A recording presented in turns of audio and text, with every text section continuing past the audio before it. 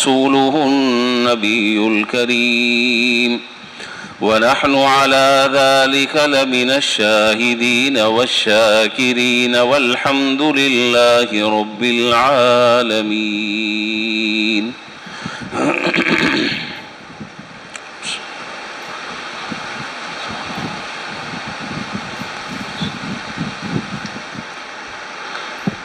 بزرگان محترم و برادران عزیز، یہ ذی الحجہ کا مہینہ چل رہا ہے. اس ذی الحجہ کے مہینے میں شریعت کے عام مہینوں کے مقابلے میں کچھ احکامات اور کچھ عبادتیں اللہ تعالیٰ کی طرف سے مقرر تھیں. ان احکامات اور ان عبادات میں سے دو اہم عبادتیں اپنے اختتام کو پہنچیں. ایک حج کی عبادت اور ایک قربانی کی عبادت.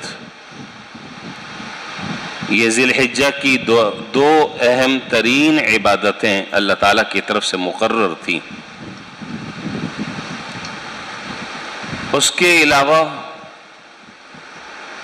اور بھی کچھ ذی الحجہ سے متعلق احکامات تھے، وہ بھی گزر گئے اور ان کی تفصیلات بھی گزر گئیں. جتنی عبادتیں شریعت نے مقرر فرمائی ہیں، چاہے وہ بدنی عبادتیں ہوں، چاہے وہ مالی عبادتیں ہوں، اور چاہے وہ بدنی اور مالی عبادتوں کا دونوں کا مجموعہ ہو، ہر عبادت کے پیچھے اللہ تعالیٰ کی نہ جانے کیا کیا حکمتیں اور مصلحتیں کار فرما ہیں. نہ ان حکمتوں کو ہم سمجھنے کے مکلف ہیں اور نہ ہم ان مصلحتوں پر غور و فکر کرنے کے مکلف ہیں. میں مکلف کا لفظ عرض کر رہا ہوں. مکلف کا معنی یہ ہے کہ اگر ہم نے ان کی حکمتوں پر، اس کے فلسفے پر اگر ہم نے غور نہیں کیا تو قیامت میں ہم سے نہیں پوچھا جائے گا. وہ شارع ہیں، وہ احکامات بھیجنے والے ہیں. انہوں نے جو احکامات بھیج دی، ہمارا کام ہے بندہ بن کر ان احکامات کی تعمیل میں لگنا. بس ہمارا کام اتنا ہے. یہ ایسے نہیں، ایسے کیوں ہیں اور یوں کیوں ہیں، یوں کیوں نہیں ہے، اس کا حق ہم میں سے کسی کو بھی نہیں پہنچتا. ہمارا کام صرف اتنا ہے کہ جیسا کہہ دیا انہوں نے، آنکھ بند کر کر اس کے مطابق عمل کرنا ہے. یہی ہے عبدیت، یہی ہے بندگی. اسی بندگی کے اندر اظہار عاجزی اور شکستگی ہے، اور اللہ تعالیٰ ہم سے یہی چاہتے ہیں. بہرحال یہ جو خاص طور پر ذی الحجہ کی دو عبادتیں ہم نے ابھی انجام دی ہیں، ابھی تازی، جن لوگوں کو اللہ تعالیٰ نے حج کی سعادت نصیب فرمائی اور انہوں نے حج ادا کیا، اور جو حضرات وہاں نہیں جا سکے اور یہاں پر تھے اور صاحب استطاعت تھے، اللہ تعالیٰ نے ان کو قربانی جیسی عظیم مقدس عبادت انجام دینے کی توفیق عطا فرمائے. اللہ تعالیٰ اسے قبول فرمائے. دونوں عبادتیں خاص طور پر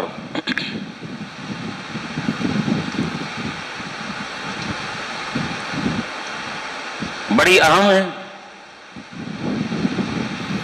اور ان دونوں عبادتوں کے مجموعے سے جو بات سمجھ میں آ رہی ہے اور اللہ تعالیٰ جو بات سمجھانا چاہتے ہیں، اگر یہ دونوں عبادتوں سے وہ باتیں اگر ہمیں سمجھ میں آ جائیں، بہت بڑا مسئلہ ہمارا حل ہو جائے. بہت ساری الجھنیں دور ہو جائیں، بہت سارے اشکالات ختم ہو جائیں، بہت سارے سوالات اپنی موت آپ مر جائیں. اگر ان دونوں عبادتوں سے جو سبق دیا جا رہا ہے وہ سبق اگر سمجھ آ جائے، وہ اگر دماغ میں بیٹھ جائے، اور میں تو شاید اس سے بھی آگے بڑھ کر ایک بات کہنے جا رہا ہوں کہ ان دونوں عبادتوں سے جو سبق دیا جا رہا ہے اگر اس سبق کو دماغ میں بٹھا لیا جائے تو زندگی میں انقلاب برپا ہو جائے، سوچ میں انقلاب برپا ہو جائے، اور دور حاضر کے جو شکوک اور شبہات اور اسلام پر اور مسلمانوں پر اور اسلام کے موٹے موٹے احکامات پر جو رقیق قسم کے حملے ہو رہے ہیں، ان سے بچ کر انسان اپنے ایمان کو سلامتی والا بنا سکتا ہے، اپنے ایمان کی حفاظت کر سکتا ہے، اپنے ایمان کو بچا سکتا ہے، اپنے ایمان کو باقی رکھ سکتا ہے اگر یہ سبق سمجھ آ جائے۔ میں وہ سبق سمجھانے کی کوشش کرتا ہوں، اللہ کرے میں آپ کو صحیح طرح بات سمجھا پاؤں، اور اگر بات سمجھ میں آ جائے تو وہ بات یاد رکھنے کے قابل ہے، زندگی میں ہر جگہ کام دے گی، ہر موڑ پر وہ بات وہ سبق کام آئے گا انشاءاللہ۔ بہت سارے فتنوں سے، بہت ساری تشکیکات سے، بہت سارے شکوک اور شبہات سے انشاءاللہ اللہ نے چاہا ہم بچے رہیں گے، اللہ تعالیٰ ہماری حفاظت فرمائیں گے۔ میں اصل بات شروع کرنے سے پہلے میں قرآن کریم کی ایک آیت کی طرف آپ کی توجہ مبذول کرنا چاہوں گا۔ ہم تمام نمازوں میں، چاہے وہ فرض ہوں، چاہے وہ سنت ہوں، چاہے وہ نفل ہوں، ہر نماز میں، ہر نماز کی ہر رکعت میں ہم ایک آیت پڑھتے ہیں، سورہ فاتحہ میں وہ آیت، ایاک نعبد و ایاک نستعین۔ ہر نماز کی ہر رکعت کی سورہ فاتحہ ہم پڑھتے ہیں، اس میں یہ آیت آتی ہے۔ ترجمہ بھی آپ جانتے ہیں، آپ کے سامنے ترجمہ کرنے کی بھی ضرورت نہیں ہے۔ اے اللہ ہم آپ ہی کی عبادت کرتے ہیں، آپ ہی سے مدد مانگتے ہیں، یہ ترجمہ ہے۔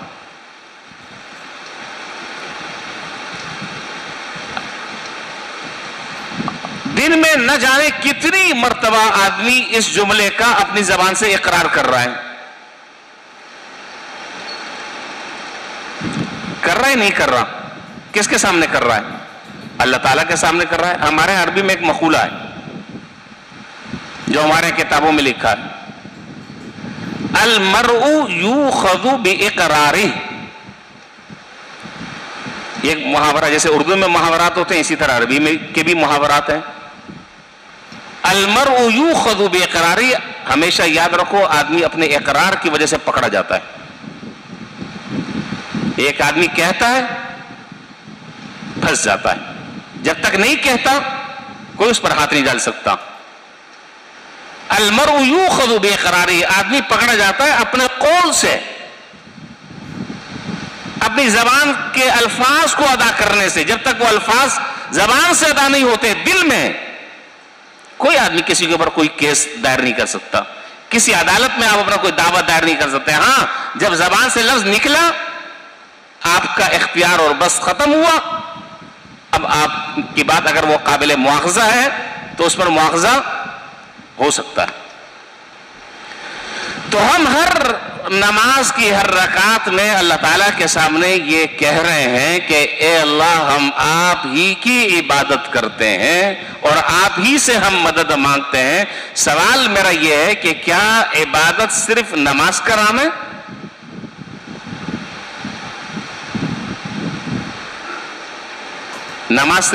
عبادت صرف نماز کا نام ہے؟ یا عبادت کا معنی اور عبادت کا مفہوم شریعت میں بڑا وسیع ہے؟ تو یاد رکھیں عبادت کا معنی صرف نماز نہیں ہے، عبادت کا ایک معنی نماز بھی ہے، اور اصل عبادت کا معنی ہے کہ اللہ ہم پوری زندگی آپ کے حکموں کے مطابق گزاریں گے۔ یہ ہے عبادت کا معنی. پوری زندگی ہم اس بات کا اقرار کرتے ہیں کہ ہم آپ کی مان کر چلیں گے. میری عبادت کا معنی کیا ہے؟ طاعت، فرمانبرداری، انقیاد، جھکنا اللہ تعالیٰ کے سامنے، یہ معنی عبادت کا. جس طرح نماز میں ہم آپ کے سامنے جھکے ہوئے ہیں، اسی طریقے سے زندگی کے ہر موڑ پر ہم آپ کے حکم کو مقدم رکھیں گے بقیہ تمام کے تمام لوگوں کے حکموں پر. یہی معنی ہے عبادت. تو کیا میں اپنے بارے میں سوچوں، آپ اپنا جائزہ لیں، کیا ہم اس اللہ تعالیٰ سے جو ہم یہ عہد کر رہے ہیں اور یہ اقرار کر رہے ہیں، کیا ہم اس عہد اور اقرار پر پورا اتر رہے ہیں؟ اتر رہے ہیں. ہر نماز کی ہر رکعت میں یہ اقرار کر رہے ہیں اللہ تعالیٰ کے سامنے، ایاک نعبد و ایاک نستعین، ایاک نعبد و ایاک نستعین. نماز میں کہہ رہے ہیں اور نماز کے بعد جتنے بھی معاملات چل رہے ہیں اس میں اللہ تعالیٰ کے حکم کو پس سے پوچھ ڈالا ہوا ہے. تو غلط بیانی ہے، پکڑائی ہوگی کہ ایک طرف سے تم میرے سامنے اقرار کر رہے ہو اور دوسری طرف جب میرا حکم تمہاری طرف متوجہ ہوتا ہے، میرا حکم جب تمہاری طرف متوجہ ہوتا ہے تو تم اسے پس پوچھ ڈال دیتے ہو. میرے حکم کی کوئی اوقات تمہاری نظروں میں نہیں ہے. تو اس کا معنی یہ ہوا کہ صرف یہ جو کچھ کہا جا رہا ہے، معذرت کے ساتھ، یہ جو کچھ صرف کہا جا رہا ہے یہ صرف زبانی جمع خرچ ہے، اس کے علاوہ کچھ بھی نہیں ہے. صرف زبانی جمع خرچ ہے. نہ اس قول اور قرار کا پاس رکھا جا رہا ہے، نہ اس کا لحاظ رکھا جا رہا ہے، نہ اللہ تعالیٰ کے سامنے اس اقرار اور اس وعدے کو یاد رکھا جا رہا ہے. بس زبان سے کہتے جا رہے ہیں لیکن عمل جو ہے وہ بالکل اس کے خلاف. تو اے اللہ ہم تیری ہی عبادت کرتے ہیں. تیری ہی عبادت کرنے کا معنی یہ کہ ہم اس بات کا اقرار کرتے ہیں کہ ہماری پوری زندگی آپ کی فرما برداری میں گزرے گی. پوری زندگی چاہے جیسا حکم ہماری طرف متوجہ ہو جائے، ہمیں سمجھ میں آئے یا نہ آئے، کرنے میں وہ دشواری ہو یا آسانی ہو، ہر حال میں آپ کا حکم مقدم ہوگا. اللہ تعالیٰ ہمیں اس اقرار کی، اس وعدے کی لاج رکھنے کی اللہ ہمیں توفیق عطا فرمائے، اور یہ وعدہ یاد رکھنے کی بھی اللہ تعالیٰ ہمیں توفیق عطا فرمائے. دوسری بات یہ ہے، میں نے عرض کیا کہ یہ جو دو عبادتیں ذی الحجہ میں ابھی ہم نے ادا کی، ایک حج اور ایک قربانی، ان دونوں کی دونوں عبادتوں کا مغز، لب لباب، اس کا خلاصہ، اس کی روح، وہ ایک بات ہے، صرف ایک بات ہے. میں اسی بات کو سمجھانا چاہ رہا ہوں، اسی بات کو سمجھانے کے لیے مختلف تعبیرات اختیار کر رہا ہوں. وہ کیا؟ وہ پورا خلاصہ اور پوری روح ان دونوں عبادتوں کی ایک بات ہے. وہ کیا؟ اللہ تعالیٰ کے حکم کے آگے سر جھکانا، جس کو دوسرے لفظوں میں اگر میں یوں کہوں کہ اللہ تعالیٰ کے حکم کے آگے سر تسلیم خم کر دینا، یہ دونوں مقدس عبادتوں کا خلاصہ اور اس کا لب لباب اور اس کا مغز ہے. اور اللہ تعالیٰ نے کی عجیب شان ہے ان دونوں عبادتوں میں قدم قدم پر، ہر قدم پر، ہر جگہ، موقع بموقع اللہ تعالیٰ نے یہی سبق سکھایا ہے، یہی سبق دیا ہے، اور اسی سبق کو اپنے ذہنوں میں بٹھانے کا حکم دیا ہے کہ اگر یہ ایک بات اگر تمہارے سمجھ میں آ جائے تو بس سمجھ لینا کہ تم نے بہت کچھ حاصل کر لیا. وہ کیا؟ کہ عبادت نام ہے بندگی نام ہے، دین پر عمل کرنا نام ہے اللہ اور اس کے رسول کے حکم کی اتباع کا۔ پتہ نہیں آپ بات سمجھ پا رہے ہیں کہ نہیں سمجھ پا رہے ہیں، میں کوشش کر رہا ہوں آپ کو سمجھانے کی، دماغ میں بٹھانے کی۔ دین نام ہے اپنے خواہشات کو پورا کرنے کا نہیں، دین نام اپنے جذبات کو عملی جامہ پہنانے کا نام نہیں، دین نام ہے اللہ اور اس کے رسول کی اطاعت کا، فرما برداری کا، اپنی گردن جھکانے کا، اپنے جذبات کو قربان کرنے کا، اپنی خواہشات کے گلے پر چھری پھیرنے کا، دین اس کا نام ہے۔ دونوں عبادتیں ہمیں یہی ایک سبق سکھاتی ہیں۔ کس طرح سکھاتی ہے اب میں وہ آپ کو بتانا چاہتا ہوں۔ پوری حج کی عبادت، پورے حج کے 5 ایام، پورا حج کا فلسفہ وہ اسی ایک بات کے ارد گرد گھوم رہا ہے۔ پوری قربانی کا فلسفہ اس ایک بات کے ارد گرد گھوم رہا ہے۔ وہ ایک بات پھر میں بار بار اس بات کو دہرا رہا ہوں اور دہراتا رہوں گا کہ دین نام ہے، اگر آپ بھی بول دیں تو بڑا احسان ہوگا میرے اوپر۔ دین نام ہے اللہ تعالیٰ اور اللہ کے رسول کے حکموں کی بجا آوری کا، اللہ اور اس کے رسول کی اطاعت کا، اللہ اور اس کے رسول کی فرما برداری کا، اللہ اور اس کے رسول کے حکموں کی اتباع کا۔ کوئی بھی تعبیر آپ اختیار کر لیں، دیکھیے ذرا اب اس کی تفصیل دیکھیے۔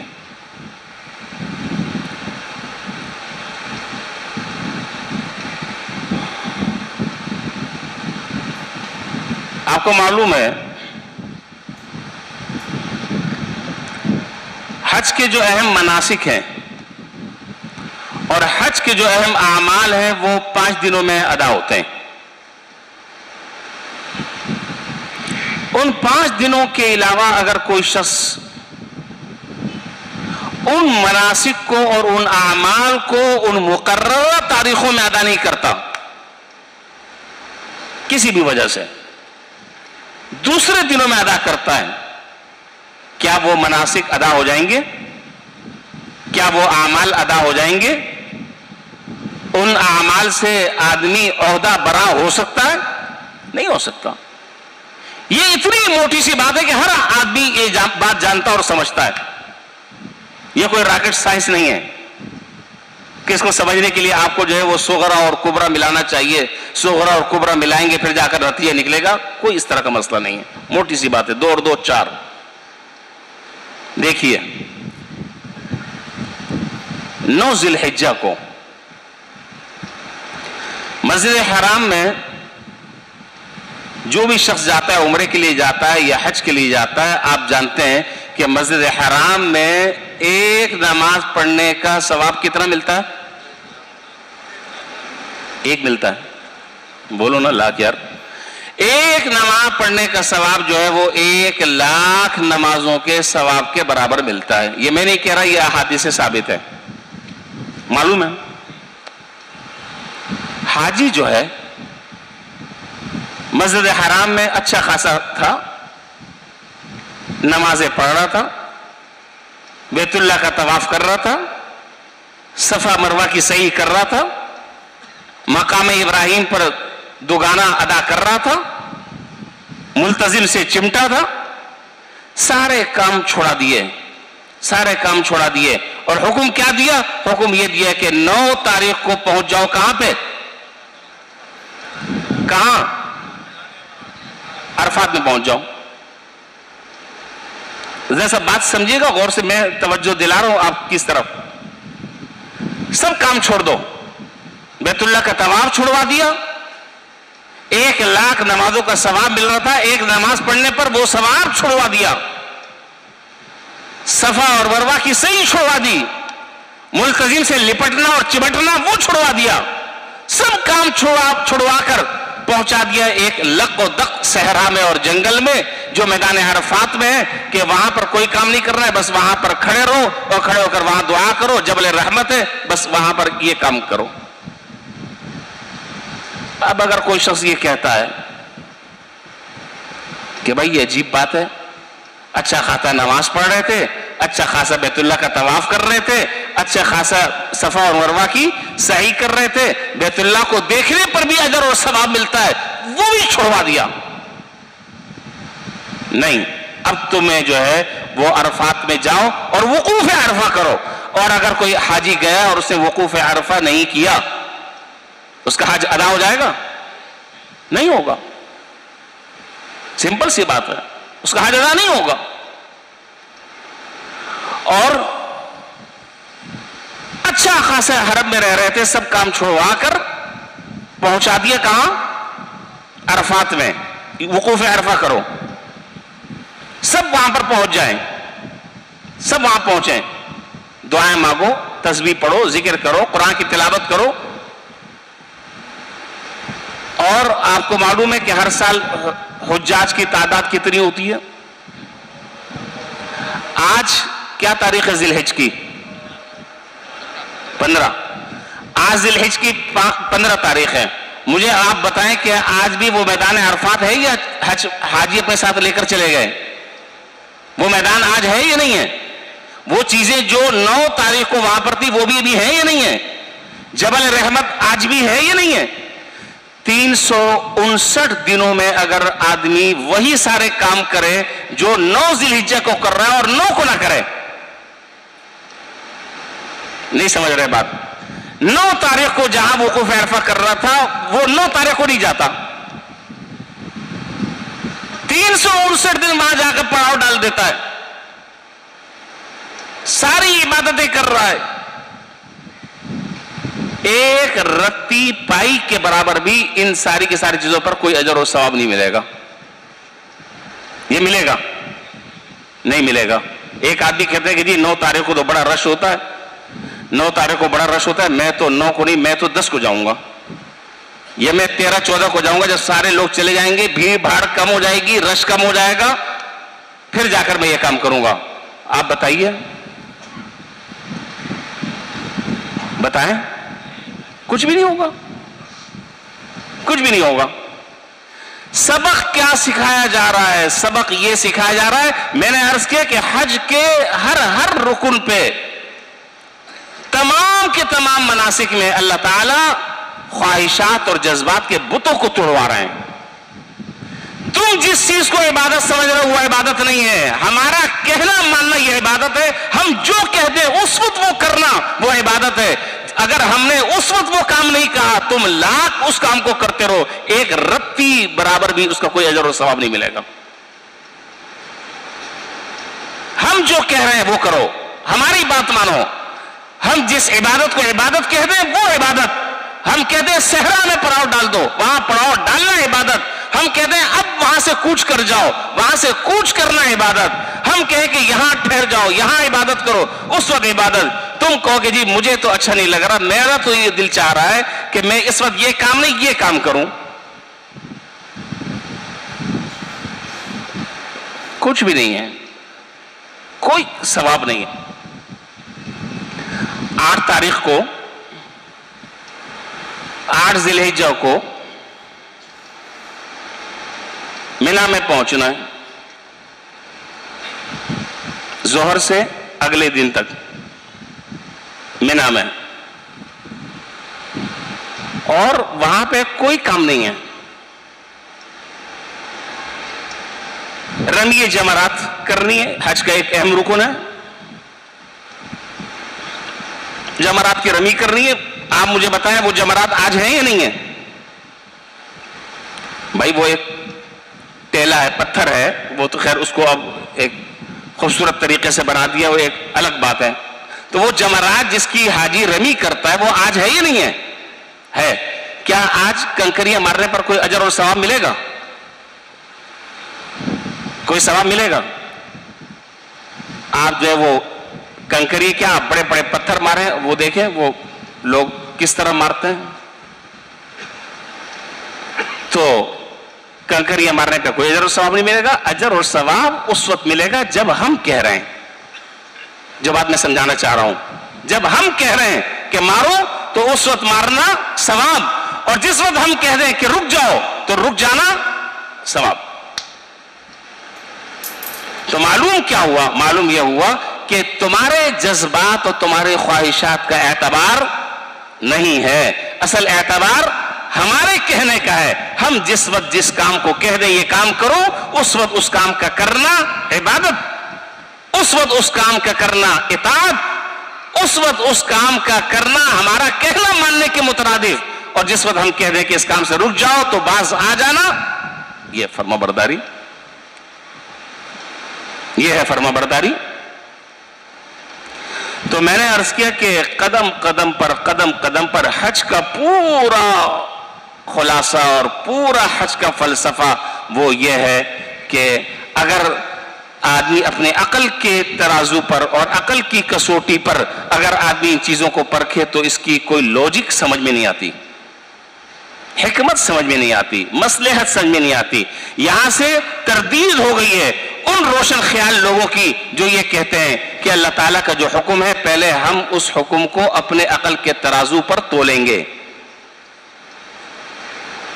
اللہ تعالیٰ کا جو حکم ہے پہلے ہم اپنے عقل کے ترازو پر اس حکم کو تولیں گے، جانچیں گے، اگر تو ہمارا ذہن اور ہماری عقل اور دماغ اگر اس کو قبول کرے گا تو ہم کریں گے، اور اگر قبول نہیں کرے گا تو ہم قبول نہیں کریں گے۔ تو میں یہ بات کہا کرتا ہوں کہ تمہاری عقل جہاں سے ختم ہوتی ہے وہاں سے اس وحی کا آغاز ہوتا ہے جو اللہ اپنے نبی پر بھیجتے ہیں۔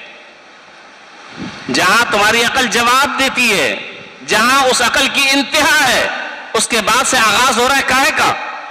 وحی کا۔ تم اللہ تعالیٰ کے احکامات کو اپنے اس چھوٹی سی ڈبیا میں جو عقل ہے اس پر کیسے پرکھ سکتے ہو، کیسے جانچ سکتے ہو؟ ہمارا کام جو ہے وہ اللہ تعالیٰ کے حکموں کی علت تلاش کرنا نہیں ہے، اللہ تعالیٰ کے حکموں کی مصلحت جاننا، یہ ہم اس کے مکلف نہیں ہیں۔ بندہ، ہم بندے ہیں، بندے، اور بندے کو بندہ بن کر رہنا زیب دیتا ہے، بندے کو بندہ بن کر رہنا زیب دیتا ہے۔ میں اس کی بھی آپ کو مثال دیتا لیکن میری بات رہ جائے گی، چھوڑے مثال کو۔ بندے کا کام جو ہے اپنے آقا سے چوں چرا نہیں ہے۔ اب ایک آقا ہے، ایک اس کا غلام ہے، وہ آقا اپنے غلام سے کہے کہ بھائی گھر میں جو ہے وہ 15 آدمی رہ رہے ہیں، اور وہ آقا اپنے غلام کو کہتا ہے، مالک اپنے نوکر سے کہتا ہے کہ بھائی آدھا کلو دودھ لے آنا، 15 آدمی گھر میں رہ رہے ہیں، آدھا کلو دودھ لے آنا۔ وہ کہے کہ صاحب عقل کی بات کرے، 15 آدمی کا ناشتہ بنے گا، 15 آدمی چائے پئیں گے، آدھا کلو دودھ میں کیا چھٹانگ دودھ دیں گے سب کو؟ گھر میں 2 آدمی ہیں، وہ کہتا ہے کہ 10 کلو گوشت لے کر آ جاؤ۔ 2 آدمی گھر میں رہ رہے ہیں، وہ کہتا ہے کہ 10 کلو گوشت لے کر آ جاؤ۔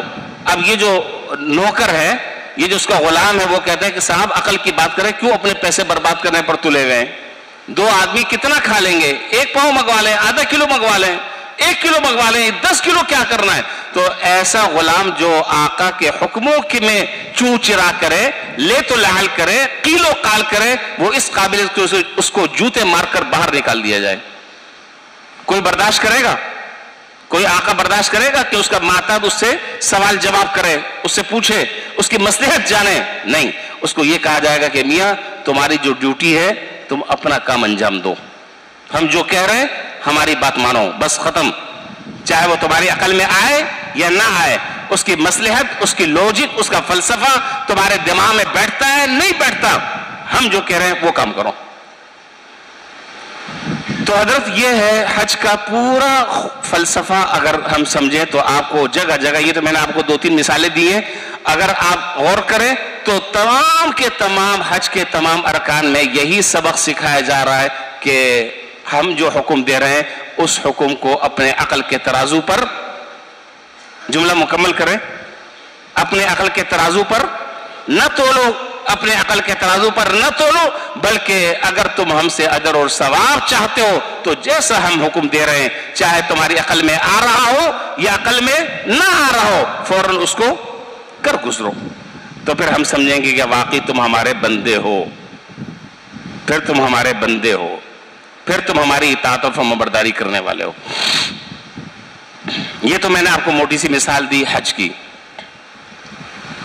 قربانی کو آپ لے لیں، ہم تو حج پر نہیں جا سکے، ہم لوگوں نے قربانی کی ہے، قربانی میں بھی یہی سبق سکھایا جا رہا ہے، پورے قربانی کے عمل میں یہی بات سکھائی جا رہی ہے۔ آپ مجھے بتائیں کہ دنیا کا کوئی قانون کسی مذہب میں، کسی دنیا کے قانون میں اس بات کی کیا کوئی گنجائش ہے کہ باپ اپنے بیٹے کے گلے پر چھری پھیرے؟ خلاف عقل بھی ہے، خلاف نقل بھی ہے، شریعت بھی اجازت نہیں دیتی۔ لیکن حضرت ابراہیم علیہ السلام نے جب اپنے بیٹے حضرت اسماعیل علیہ السلام کی قربانی کی، انہوں نے اللہ تعالیٰ سے کوئی سوال جواب نہیں کیا، اور حکم بھی خواب میں دیا گیا، حالت بیداری میں نہیں دیا گیا۔ انی ارا اذبحک فانظر ماذا ترى قال یا ابت افعل ما تؤمر ستجدنی ان شاء اللہ من الصابرین فلما اسلم وتلہ للجبین ونادیناہ ان یا ابراہیم قد صدقت الرؤیا انا كذلك نجزی المحسنین وفدیناہ بذبح عظیم وترکنا علیہ فی الآخرین سلام علی ابراہیم كذلك نجزی المحسنین انہ من عبادنا المؤمنین۔ کیا قرآن کہہ رہا ہے، کیا کہہ رہا ہے آدمی؟ قربان جا قرآن پر۔ باپ جو ہے وہ بیٹے کو کہہ رہے ہیں کہ بیٹا میں نے خواب میں دیکھا ہے کہ میں تمہیں ذبح کر رہا ہوں۔ آج اگر آپ یہ سوچیں کہ کوئی باپ اپنے بیٹے کو یہ کہے کہ بیٹا خواب میں یہ دیکھ رہا ہوں کہ میں تمہیں ذبح کر رہا ہوں، تمہاری کیا رائے ہے؟ بیٹا کیا جواب دے گا؟ بتا دیں، شرمائی نہیں، کیا کہے گا؟ غلط خواب میں کہا کہ بابا جی سٹیا گئے ہو، دماغ ہوش میں ہے، بڑے میاں سٹیا گئے ہو، عقل جو ہے نا آپ کی کام نہیں کر رہی، آپ بالکل اب فارغ ہو چکے ہو، ہوش کی باتیں کرو، یہ جواب دے گا۔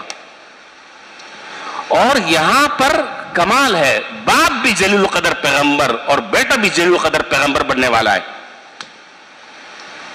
یہ خواب بتا رہے ہیں، تو کوئی اور ہوتا تو وہ یہ کہتا کہ جی یہ خواب کی باتیں ہیں نا۔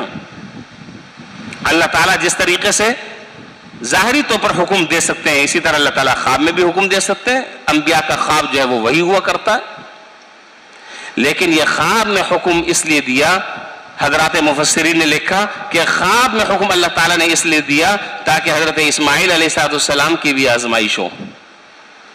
باپ کی تو آزمائش تھی، بیٹے کی بھی آزمائش ہو، پتہ چل جائے کہ بیٹا بھی اس خواب کی بات کو وہی درجہ دیتا ہے یا اس میں کوئی ہیل حجت کرتا ہے، کوئی اس میں تعویل کرتا ہے، یا اس حکم کو ماننے میں کوئی لیت و لحل سے کام لیتا ہے۔ کمال ہے واقعی۔ کیا کہا؟ یا ابت افعل ما تؤمر، اے ابا آپ کر گزریے جس کا آپ کو حکم دیا گیا ہے۔ اور آگے جملہ دیکھیں کیا کہا، ستجدنی انشاءاللہ من الصابرین۔ اس جملے پر آدمی قربان جائے، ستجدنی انشاءاللہ من الصابرین، ان قریب آپ مجھے پائیں گے انشاءاللہ صبر کرنے والوں میں سے۔ حضرات مفسرین نے یہاں پر یہ نقطہ لکھا کہ کمال تواضع ٹپک رہا ہے جملے سے حضرت اسماعیل علیہ السلام کا۔ خدا کرے کہ تواضع ہمارے اندر بھی پیدا ہو جائے۔ ہم تو جو کام خود کرتے ہیں بس اس کے علاوہ تو ہم دوسرے کو مسلمان بھی نہیں سمجھتے۔ ہم سے بڑا تو عبادت گزار اور ہم سے بڑا نیک اور ولی اللہ تو دنیا میں کوئی اور ہے ہی نہیں، باقی سارے فاسق فاجر ہیں۔ ایک جنتی دنیا میں ہے اور وہ کون ہے؟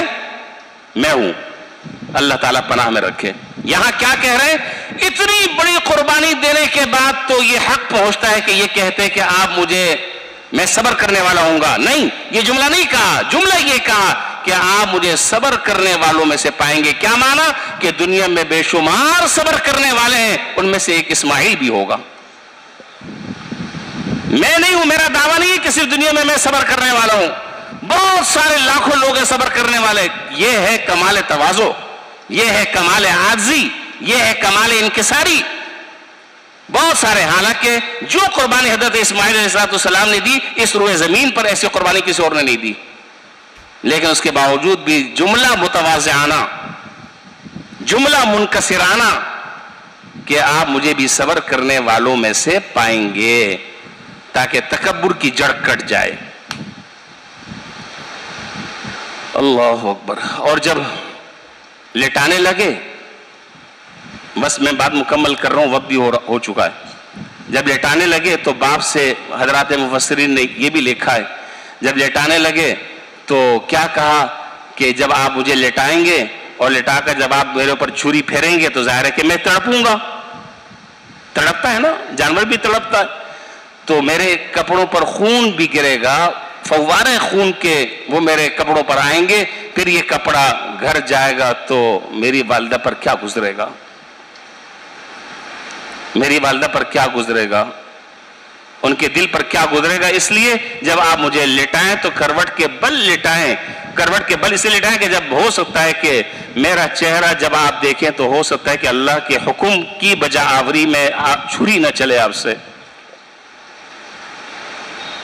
اللہ تعالیٰ کے حکم کی بجا آوری میں چھری نہ چل سکے، بیٹے کی محبت جاگ جائے. اور کپڑوں کو بھی میرے سمیٹ لیں اس لیے کہ خون لگے گا تو میری والدہ سے برداشت نہیں ہوگا، اور کر گزرے جس کا اللہ تعالیٰ نے آپ کو حکم دیا. بہت بڑی بات ہے، بہت بڑی بات ہے. اللہ تعالیٰ کو نہ حضرت ابراہیم علیہ السلام سے ذبح کروانا مقصود تھا، صرف ایک آزمائش تھی، اور اس آزمائش میں بھی حضرت ابراہیم علیہ السلام پورا اترے. اللہ تعالیٰ کو یہ ادا اتنی پسند آئی، اتنی پسند آئی، کیا کہا کہ وَتَرَكْنَا عَلَيْهِ فِي الْآخِرِينَ. اب قیامت تک کے آنے والے انسانوں کے لیے ہم نے اس سنت ابراہیمی کو جاری کر دیا ہے. چاہے جانور جتنے مہنگے ہو جائیں لیکن مسلمان ہر سال قربانی کریں گے. تو قربانی کا جو خلاصہ اور روح ہے وہ کیا ہے کہ ہمارا حکم ماننا، ہماری اطاعت کرنا، ہماری فرما برداری کرنا، ہمیں یہی ادا پسند ہے. بس اب اس کی لوجک کیا ہے، اس کا فلسفہ کیا ہے، اس پر اعتراض اور سوال اور جواب پیدا ہو رہے ہیں. آج بہت بڑا ایک طبقہ ہے بہت بڑا طبقہ ہے، وہ یہ کہتا ہے کہ یہ مسلمان جو ہے وہ لاکھوں کروڑوں اربوں روپے کے پیسے ضائع کر دیتے ہیں خون نالیوں میں بہا کر. اگر اتنے پیسے کسی غریبوں کی مدد کر دیں، کسی یتیموں کے سر پر ہاتھ رکھ دیں، ان کی ضرورت کو پورا کر دیں، تو ہماری اقتصادیات اور ہماری معاشیات کہاں سے کہاں ترقی کر جائے. تو اس کا جواب یہی دیا جاتا ہے کہ میاں اللہ تعالیٰ نے جو عبادت جس شکل میں مقرر کی ہے وہ قیامت تک کے اسی شکل میں مقرر رہے گی. اس میں رد و بدل کا اختیار دنیا کی کسی سپر پاور کو نہیں ہے. اس میں رد و بدل کا اختیار دنیا کی کسی سپر پاور کو نہیں ہے. آج آپ یہ کہہ رہے ہیں، کل آپ نماز کے بارے میں کہہ دیں گے کہ جی نماز پڑھنے میں 15 منٹ لگتے ہیں، 20 منٹ لگتے ہیں. تو اگر یہی وقت جو ہے وہ مخلوق خدا کی خدمت کر لی جائے تو کتنا اچھا ہو. نماز میں آپ وقت ضائع کر رہے ہیں. پرسوں آپ زکوٰۃ کے بارے میں کہہ دیں گے، ترسوں آپ حج کے بارے میں کہہ دیں گے. اس طریقے سے تو دین کا حلیہ بگڑ جائے گا. تو بھائی خلاصہ یہ نکلا کہ حج کی پوری عبادت اور قربانی کی پوری عبادت، ان دونوں عبادتوں سے جو بات سمجھ میں آ رہی ہے وہ دو باتیں. یہ ہے خلاصہ، اس بات کو یاد رکھیں. دو باتیں. ایک بات تو یہ کہ اپنی خواہشات پر چلنے کا نام دین نہیں ہے. اپنی خواہشات کو پورا کرنے کا نام دین نہیں ہے. دین نام ہے اللہ اور اس کے رسول کی. اتنا تو بول دیں کم سے کم، مجھے تو پتہ چلے کہ میں نے آدھا گھنٹہ جو چیخ ماری ہے کچھ آپ کے پلے پڑا ہے. دین نام ہے اللہ اور اللہ کے رسول کی اطاعت کا. اللہ تعالیٰ آپ کو جزائے خیر دے. دین نام ہے اللہ اور اللہ کے رسول کے حکموں کو پورا کرنے کا، آپ کی اتباع کا، آپ کی فرما برداری کرنے کا، آپ کی بات ماننے کا، آپ کی بات ماننے کا. دین نام اس کا ہے. دین نام اس کا ہے. نہیں جی میرے دل میں یہ خیال پیدا ہو رہا ہے، میرے دل میں یہ شوق پیدا ہو رہا ہے، چاہے عنوان وہ دین کا ہو، معاف کیجئے گا، معافی چاہتا ہوں، وہ دین نہیں ہے. وہ آپ اپنی خواہش پوری کر رہے ہیں، اپنے ارمان کو آپ پورا کر رہے ہیں، اس پر اجر و ثواب نہیں ہے. مجھے بات یاد آ رہی ہے لیکن بہرحال وقت پر جمعہ کی نماز ہونی چاہیے اور ہو رہی ہے الحمدللہ 2 بجے میرا خیال. تو بس اسی بات پر ہم بات ختم کرتے ہیں، بات پھر کسی اور موقع پر انشاءاللہ. یہی فرق جو ہے سنت اور بدعت میں. بدعت جو ہے وہ اچھی چیز نہیں ہے، سنت جو ہے وہ اللہ تعالیٰ کے نزدیک مقبول ترین راستہ ہے. بدعت سے بچنے کا حکم دیا ہے اور سنت کو اختیار کرنے کا حکم دیا ہے. حالانکہ اگر آپ تمام بدعات میں دیکھیں تو اس کا عنوان بہت خوبصورت ہے, اس کا عنوان بڑا جاذب نظر ہے, اس کا عنوان میں بڑی کشش ہے, لیکن چونکہ وہ اللہ اور اس کے رسول کے حکم کے خلاف ہے تو عنوان چاہے جتنا بھی باعث کشش ہو اس پر کوئی اجر و ثواب نہیں ہے. اسی لیے بدعت سے روکا گیا ہے, اسی لیے سنت کو اختیار کرنے کا حکم دیا ہے. اللہ تعالی ہمیں زندگی کے ہر موڑ پر اس سبق کو یاد رکھنے کی توفیق عطا فرمائے, اور ہم یہ بار بار اس بات کو دہرائیں جو میں نے ابھی خطبے میں آیت پڑھی, ان صلاتی, روزانہ صبح اٹھ کر ہم یہ پڑھیں, ان صلاتی و نسکی و محیایا و مماتی للہ رب العالمین. اے اللہ میری نماز, میری قربانی, میرا جینا اور میرا مرنا یہ سب آپ کے لیے ہو, سب آپ کے لیے. کیا مانا؟